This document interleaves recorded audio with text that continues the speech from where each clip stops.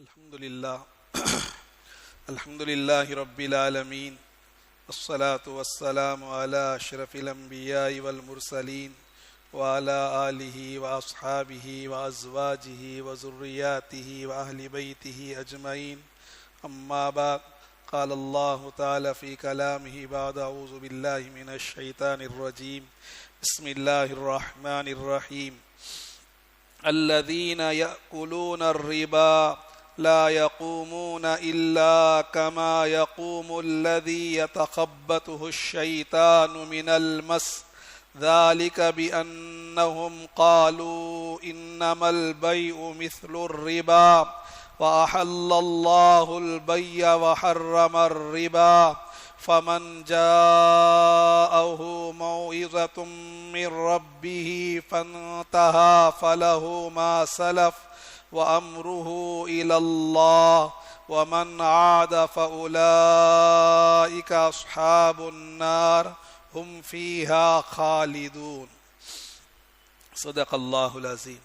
بزرگان محترم خواتین، یہ سورہ بقرہ کی 275 یعنی 270 پر 5ویں آیت پڑھی گئی۔ اس سے پہلی آیتوں کے اندر مال سے متعلق احکامات بیان تھے، اسی مناسبت سے اس میں بھی مال کمانے کا طریقہ صحیح ہو، آدمی حلال طریقے سے صحیح طریقے سے مال جمع کرے۔ اگر طریقہ صحیح نہیں ہوگا، غلط طریقہ ہوگا تو وہ مال حرام ہو جائے گا۔ جس طرح قرآن پاک کے اندر نماز کے احکام، زکوٰۃ کے احکام اور اسی طرح دوسرے عبادات کا تذکرہ ہوا، وہیں تجارت کے مسائل بھی اللہ تعالیٰ نے بیان کیے۔ بلکہ حدیث کے اندر ہے، رسول خدا صلی اللہ علیہ وسلم نے فرمایا الحلال بین والحرام بین بینہما مشتبہات، حلال بھی واضح ہے، حرام بھی واضح ہے، اس کے درمیان میں کچھ مشتبہات ہیں، شک والی چیزیں ہیں۔ جب آدمی حلال اختیار کرتا ہے، حرام کو چھوڑتا ہے، شبہ سے بھی بچتا ہے، تو اللہ تعالیٰ اسے تقوی کی نعمت عطا کرتے ہیں۔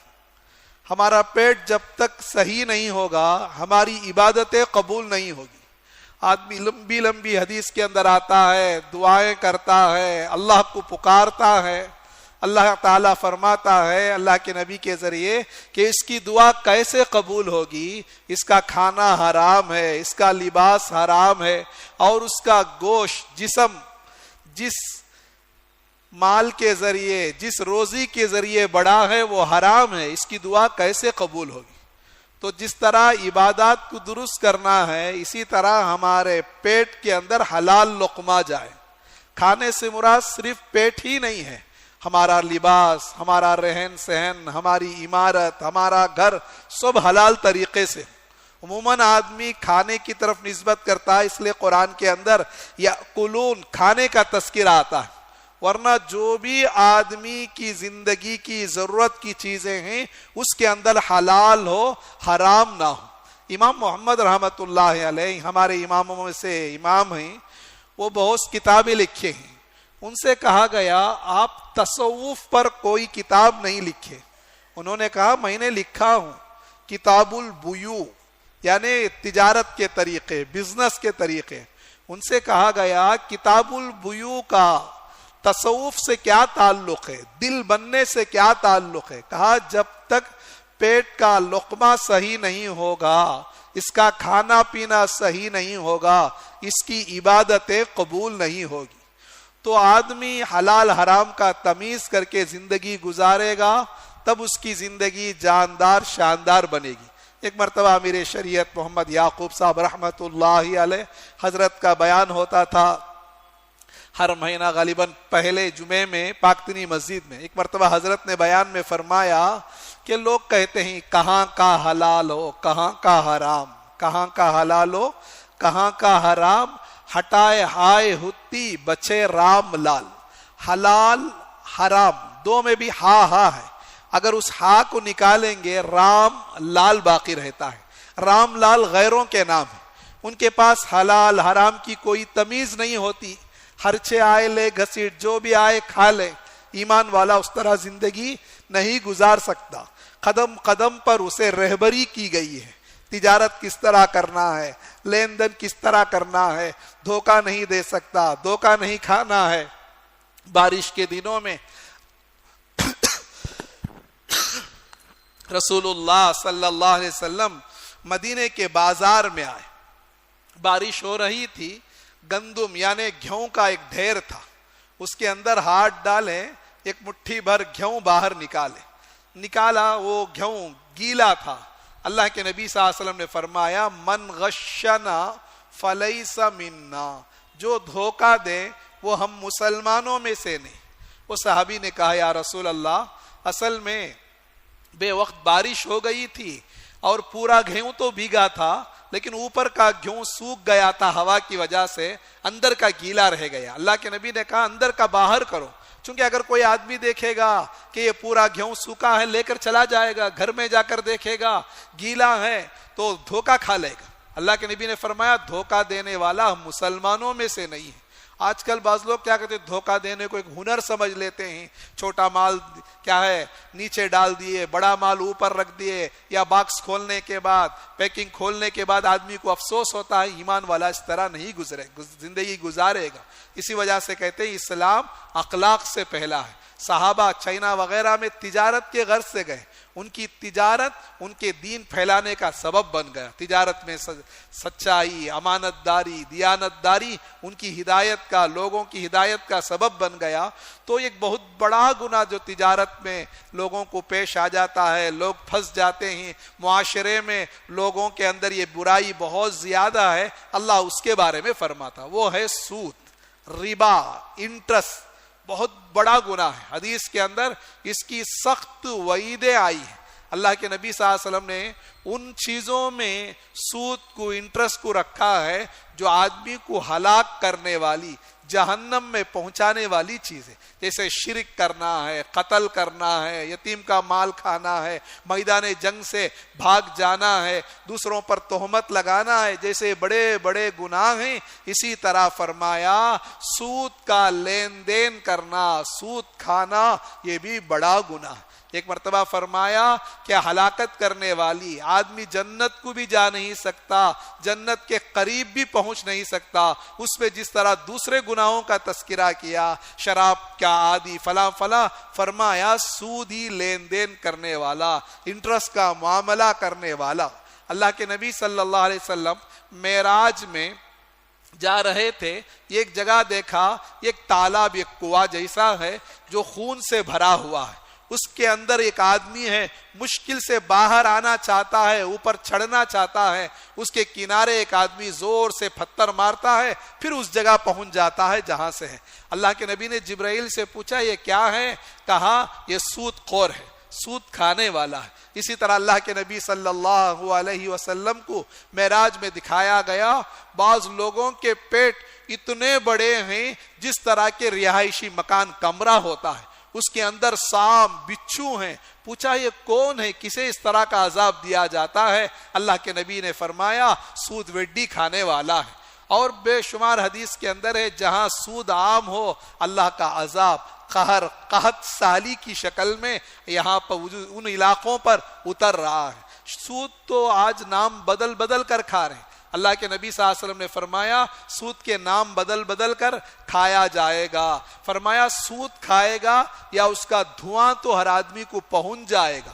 آج دیکھیں تھوڑی غفلت ہوگی سود ہمارا پیٹ میں چلا جائے گا. بینک اکاؤنٹ تو ہر ایک کے پاس ہوتا ہی ہے, بینک اکاؤنٹ میں ہر 3 مہینے میں بعض میں آگے پیچھے انٹرسٹ ڈالا جاتا ہے. سود کیا ہے؟ نجس ہے. جس طرح شراب حرام ہے, سور کا گوشت حرام ہے, اسی طرح انٹرسٹ بھی حرام ہے.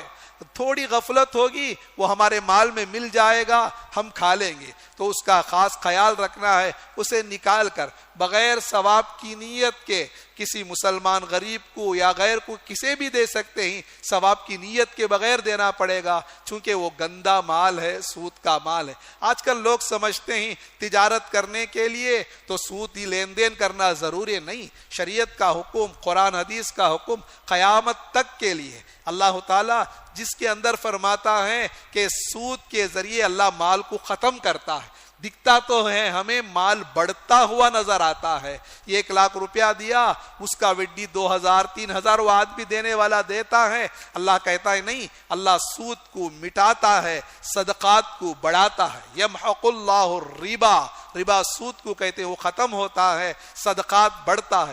دکھتا تو ہے صدقات کرنے سے مال کم ہو گیا، 100 روپیہ تھا 2 روپیہ دے دیا، اب نوٹ پر 8 روپیہ ہو گیا، اللہ کہتا ہے مال بڑھتا ہے۔ اللہ کا کلام ہے، اللہ خالق ہے، مالک ہے، رازق کہہ رہا ہے، وہ کسی طرح اس مال کے اندر بڑھوتری کر دیتا ہے، اور اس سود کے ذریعے پورے معاشرے میں خرابی آ جاتی ہے، پورے معاشرہ خراب ہوتا ہے۔ مثلا آدمی بینک میں جا کر مال رکھتا ہے، مثلا 1,00,000 روپے رکھا، اس کا 2% اسے ماہانہ 2,000 روپیہ دیتا ہے، پھر کسی کمپنی والے کو 4% کے حساب سے وہ بینک والا پیسہ سود دیتا ہے۔ اب وہ کمپنی والا کوئی چیز بنائے گا، چاہے صابن بنائے، جوتا بنائے، کوئی بھی چیز بنائے، اب چونکہ اسے انٹرسٹ بھی دینا ہے بینک کو، اب اس کی قیمت بڑھا دے گا۔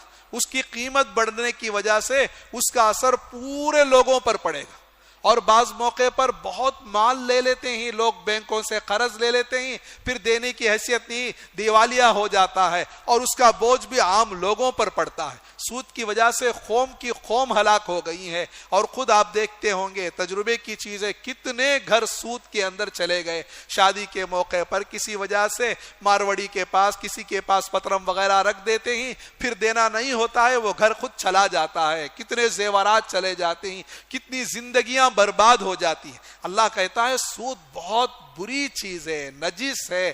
جو لوگ سودی معاملہ کرتے ہیں، سود کا لین دین کرتے ہیں، یہاں پر مفسرین نے واضح کیا، کھانے سے مراد کھانا ہو یا پہننا ہو۔ بعض موقع پر لوگ کہتے ہیں سود کا پیسہ ہے، ہمیں پیٹرول ڈال لیتے ہیں یا انگار میں استعمال کر لیتے ہیں، بیڑی پینے میں استعمال کر لیتے ہیں۔ نہیں، اس مراد کیا ہے؟ استعمال میں نہیں لانا۔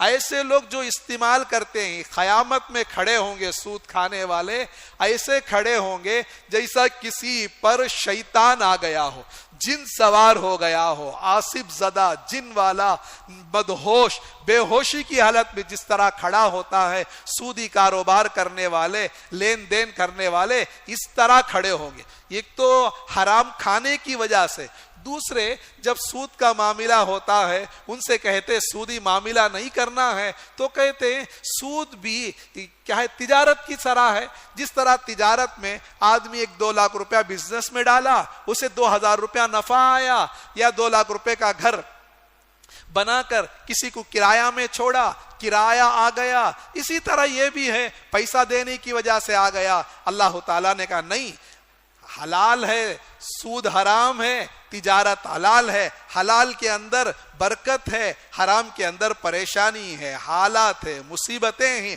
وَحَلَّ اللَّهُ الْبَيْعَ وَحَرَّمَ الرِّبَا، اللہ نے بیع کو حلال کیا ہے، ربا سود کو حرام کر دیا ہے۔ اب اس نے حرام کے ساتھ حلال کو تشبیہ دی، تجارت کو کہا جس طرح سود ہے اسی طرح تجارت بھی ہے، گویا کہ اس نے ایک حلال چیز کو حرام قرار دے دیا، یا یہ کہیں سود حرام کو حلال کہہ دیا۔ حلال کو حرام کہنا، حرام کو حلال کہنا یہ بہت بڑا گناہ ہے، اس سے ایمان سلب ہو جاتا ہے۔ اللہ جو حلال کہے وہی حلال ہے، اللہ جو حرام کہے وہی حرام ہے۔ اس نے اس طرح کی چیزیں کرنے کی وجہ سے اس کا ایمان چلا جاتا ہے۔ اللہ کہتا ہے ہم فیہا خالدون، ایسے لوگ جہنم میں ہمیشہ ہمیشہ رہیں گے۔ اگرچہ اس نے سود کو حلال تو نہیں کہا، لیکن سود کا استعمال کرتا رہا، ایسا آدمی بھی بہت بڑا گنہگار ہے۔ کبیرہ گناہوں میں سے سود کا شمار ہوتا ہے۔ پورے معاشرے پر اس کی حالات پریشانیاں آتی ہے۔ اللہ کے نبی صلی اللہ علیہ وسلم جب نبی بنائے گئے، عرب کے اندر جس طرح شراب عام تھا، سودی مال ملا بھی بہت عام تھا، سودی کاروبار کرنے والے چند لوگوں کے ہاتھ میں سارے لوگوں کے مال پھنس جاتے ہیں، وہ آدمی ترقی کرتا ہوا نظر آتا ہے۔ اللہ تعالیٰ نے قرآن کے اندر آیتیں اتار کر بتایا کہ سود حرام ہے۔ اس موقع پر بعض لوگ قبیلے بعض مسلمان ہو چکے تھے، بعض ابھی اسلام میں داخل نہیں ہوئے تھے، ان قبیلے والوں سے ان لوگوں نے آ کر پیسہ کا مطالبہ کیا۔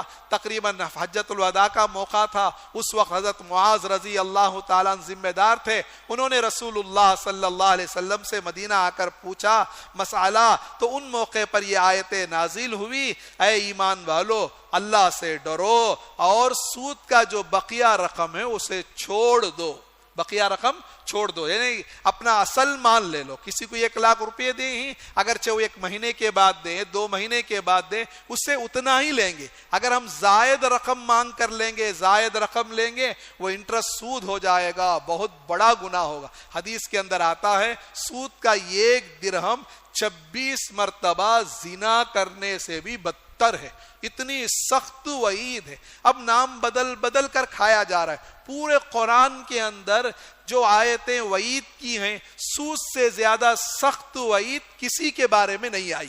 اللہ صاف کہتا ہے اگر تم سودی معاملہ نہیں چھوڑو گے، اللہ اور اس کے رسول کے ساتھ لڑنے کے لیے آ جاؤ، اللہ مقابلے میں آ جاتا ہے۔ بعض علماء کہتے ہیں اب جو لوگ سودی معاملہ کرتے ہیں وہ اپنے مد مقابل میں خود اللہ کو رکھے ہوئے، اللہ کے ساتھ اعلان جنگ کا اعلان ہے۔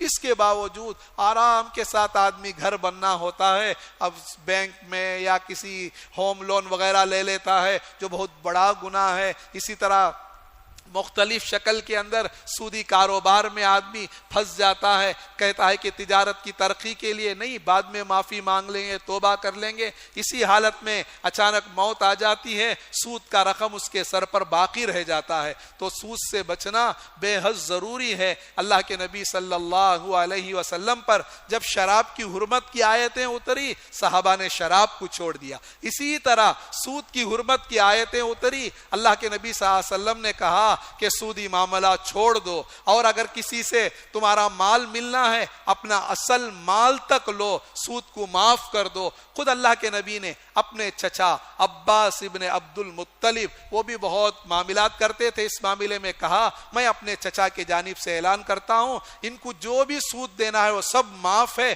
صرف اصل دے دیں۔ بعض لوگ تو اصل کو بھی معاف کر دیے، آگے ان لوگوں کی بھی تعریف آ رہی ہے۔ تو سود بہت بڑا گناہ ہے، اللہ کو ناراض کرنے والا عمل ہے، تو سودی معاملات سے آدمی بچنا چاہیے۔ اور اسی طرح سود جہاں کبھی مجبوری ہو جاتی ہے، مثلا اب گاڑی ہے، بائک ہے، کار ہے، اب اس پہ انشورنس بننا پڑتا ہے، انشورنس بھی سودی کی قسم سے ہے، لیکن جہاں مجبوری ہے وہاں پر آدمی بنے گا، جا کر قانونی کارروائی کرنا پڑتا ہے ورنہ قانونی پوچھ تاچھ ہوگی، ایسے جگہوں میں بنے گا۔ اس کا مسئلہ یہ ہے ہم جتنا مال بنے ہی اتنا تو لے سکتے ہیں۔ مثلا مان لو آدمی سالانہ بائک کے لیے 1000 روپے بنتا ہے، 10,000 روپیہ 10 مہینہ میں بن دیا، اب گاڑی ڈیمیج وغیرہ ہوا تو 10,000 روپیہ تک اس انشورنس کمپنی سے لے سکتا ہے۔ اگر اس سے زیادہ آ گئے واپس کریں، واپس کرنا ممکن نہ ہو تو ثواب کی نیت کے بغیر وہ مال صدقہ خیرات کر دیں۔ اسی طرح انشورنس، لائف انشورنس ہو، ہوم انشورنس ہو، بائک انشورنس ہو، یہ سب ناجائز حرام ہے۔ جہاں تک مجبوری ہے، جہاں قانونی مجبوری پیش آتی ہے، بعض جگہوں پر لازم حکومت کر دیتا ہے، مجبوری کی حالت میں آدمی کرے گا، وہ رقم آئے گا اپنا اصل رقم کے بعد جتنا سودی رقم آئے گا، زائد رقم آئے گا، ثواب کی نیت کے بغیر اسے صدقہ خیرات کر دے گا۔ یہ پوری ان آیتوں کے اندر یہ بتانا ہے کہ سود بہت بڑا گناہ ہے۔ اللہ کے نبی صلی اللہ علیہ وسلم جو فرمایا کہ قیامت کے قریب سود عام ہو جائے گا، آج ہم دیکھتے ہیں ہر گھر میں اگر دیکھا جائے غریب بیچارہ ہے، ان کے پاس بھی روزانہ چیٹی وصول کرنے والے 1000 2000 5000 دے کر آتے ہیں۔ بڑے لوگ بینکوں میں، دوسرے بڑے بڑے کمپنیوں میں سودی معاملہ کر لیتے ہیں، اور جو کوئی چیز عام ہو جاتی ہے اس کی نحوست، اس کی برائی دل سے نکل جاتی ہے۔ سود اتنا بڑا گناہ ہونے کے باوجود ہم اتنا بڑا گناہ نہیں سمجھتے۔ نعوذ باللہ اگر کسی کو کہے شراب پی لو، سور کا گوشت کھا لو، غصے میں آ جائے گا، حضرت میں مسلمان میرے ساتھ کیا بول رہے ہیں؟ وہی مسلمان کیا ہے سودی معاملے میں پھنس جاتا ہے، شادی کے موقع پر، کسی موقع پر، فلاں موقع پر۔ اب ایسی کوئی مجبوری بھی نہیں کہ کھائے بغیر مر جائے گا، مجبور جان بچانے کے لیے جا کر لے لیا ہو، بلکہ ایسے ہی آسائش کے لیے، آرائش کے لیے، شادی میں دھوم دھام سے کرنے کے لیے، زیورات کے مطالبات پورا کرنے کے لیے۔ یعنی ہم نے جو شریعت کو مشکل کر لیا، معاشرے کے اندر قسم قسم کے برائیوں کو لا کر ہم نے دین کو مشکل کر لیا۔ ورنہ صحابہ کی زندگی، اولیاء اللہ اکابر کی زندگی ہمارے سامنے نمونہ ہے۔ آدمی آج بھی بلکہ قیامت تک شریعت کے مطابق زندگی گزارنا چاہتا ہے، شریعت کے مطابق حلال طریقے سے تجارت کرنا چاہتا ہے، سود سے، گناہوں سے بچنا چاہتا ہے۔ ہر زمانے میں اللہ تعالیٰ کی طرف سے ایسے لوگوں کے لیے رہبری ہوتی ہے، اللہ کی مدد ہوتی ہے۔ تو ہی نہ چاہے بہانے ہزار، جب آدمی کا اندر عزم نہیں ہے، ارادہ نہیں ہوتا ہے، مددیں بھی اٹھ جاتی ہے۔ دیکھیں کتنی سخت آیتیں ہیں۔ اللہ سے دعا کریں اللہ تعالی ہمیں سود سے بچائیں اور اللہ کو ناراض کرنے والی چیزوں سے بچائیں۔ اور جو آیتوں کے اندر ہے، جب آیتیں اتری صحابہ پریشان ہو گئے تھے کہ آیت اترنے سے پہلے جو سودی معاملہ کر لیے تھے، آدمی کو معلوم نہیں تھا، انجان تھا، غلطی کر دیا ہے، اب توبہ کر لے گا، استغفار کر لے گا، حق والوں کا حق دے دے گا تو اللہ تعالیٰ اسے معاف کر دے گا۔ اور اسی طرح صدقہ دینے سے اللہ مال کو بڑھاتا ہے، مال کو بڑھاتا ہے۔ دکھتا تو ہے مال کم ہوتا، اللہ تعالیٰ اس کی زندگی میں برکت دے دیتا ہے، اس کے خاندان میں، اس کے اولاد میں برکت دے دیتا ہے۔ تھوڑے مال کے اندر اللہ تعالیٰ سکون، راحت دے دیتا ہے۔ سود والا مال زیادہ رکھا ہوا نظر آتا ہے، اس کے گھر، اس کی عمارت، تجارت بڑھتی ہوئی نظر آتی ہے، لیکن اللہ تعالیٰ اس سے برکات کو کھینچ لیتے ہیں۔ راحت کے آسائش کے سامان تو اس کے پاس رہتے ہیں، سکون چین نکال لیا جاتا ہے، نیند نہیں آتی، بے قرار ہوتا ہے، بے چین ہوتا ہے، اور یہ مال بہت جلد ختم ہو جاتا ہے۔ کتنی بزنس ہے، کتنی کمپنیاں، کتنے گھر جو سود میں پھنس کر اصل کے ساتھ ختم ہو گیا۔ چند لاکھ لیے تھے اور خود کیا ہو گئے؟ فقیر ہو گئے، بھکاری ہو گئے۔ اس کا وبال دوسرے لوگوں پر بھی پڑا، بینک دیوالیہ ہونے کی وجہ سے یا اس کی بڑی کمپنی دیوالیہ ہونے کی وجہ سے اس کا نقصان پوری امت پر، پورے لوگوں پر پڑتا ہے۔ تو صدقات کے ذریعے اللہ مال کو بڑھاتا ہے،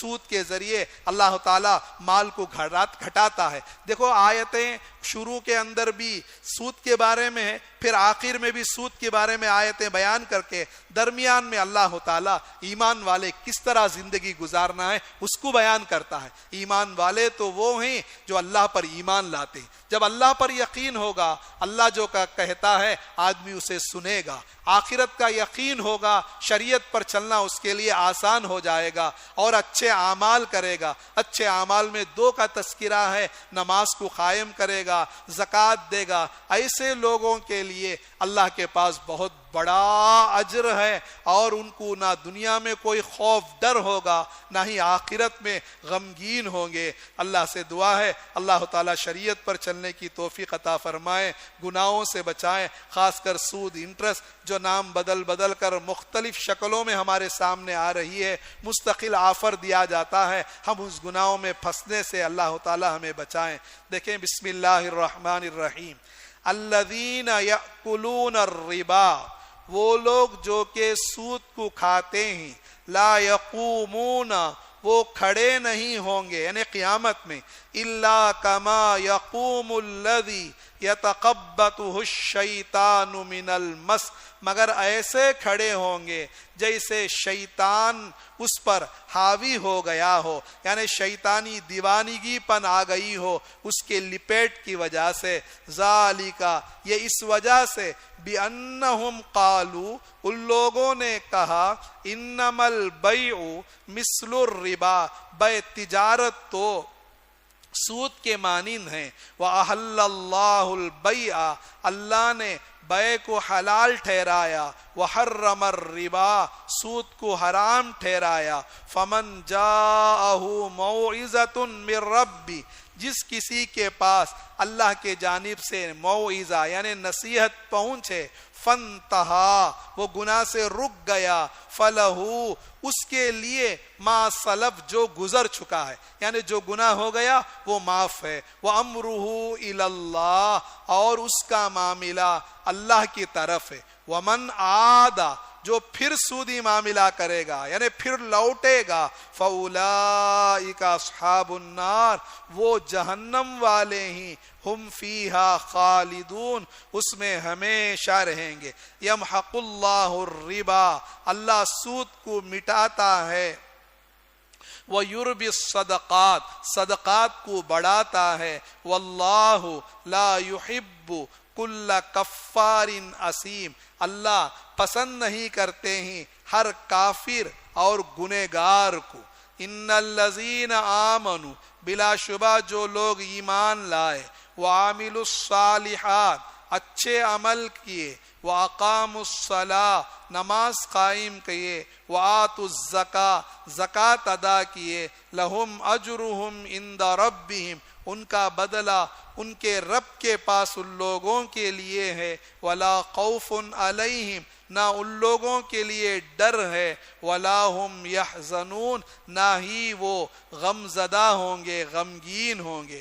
بہت اہم دو آیتیں ہیں، یا ایہا الذین آمنو اے ایمان والو، اتقوا اللہ اللہ سے ڈرو، وذروا ما بقی من الربا چھوڑ دو جو سود میں سے باقی ہے، ان کنتم مؤمنین اگر تم ایمان والے ہو، فَإِن لَمْ تَفْعَلُوا اگر تم ایسا نہ کرو گے یعنی سودی معاملہ چھوڑنے کے لیے تیار نہیں ہو، فَأْذَنُوا تیار ہو جاؤ، بِحَرْبٍ مِّنَ اللَّهِ وَرَسُولِهِ اللہ اور اس کے رسول کے ساتھ، حرب کہتے ہیں جنگ کے لیے لڑائی کے لیے، وَإِن تُبْتُمْ اگر تم توبہ کر لوگے، فَلَكُمْ رُؤُوسُ أَمْوَالِكُمْ تمہارے لیے تمہارے مالوں کا اصل ہے، لا تظلمون ولا تظلمون نہ تم ظلم کرو نہ تم پر ظلم کیا جائے گا۔ اللہ سے دعا ہے اللہ تعالیٰ قرآن پاک کو سمجھ کر پڑھنے کی توفیق عطا فرما۔ الحمدللہ رب العالمین، اللہم انت السلام ومنک السلام، تبارکت یا ذا الجلال والاکرام، اللہم ثبت قدمنا علی صراطک المستقیم، اللہم اکفنا بحلالک عن حرامک واغننا بفضلک عمن سواک، اللہم اکفنی بحلالک عن حرامک واغننی بفضلک عمن سواک، اللہم ثبت قدمنا علی صراطک المستقیم، اللہم حرکنا بعلاء کلمتک، اللہم آتنا تقواہا انت خیر من زکاہا انت ولیہا ومولاہا، آمین برحمتک یا ارحم الراحمین، والحمد للہ رب العالمین۔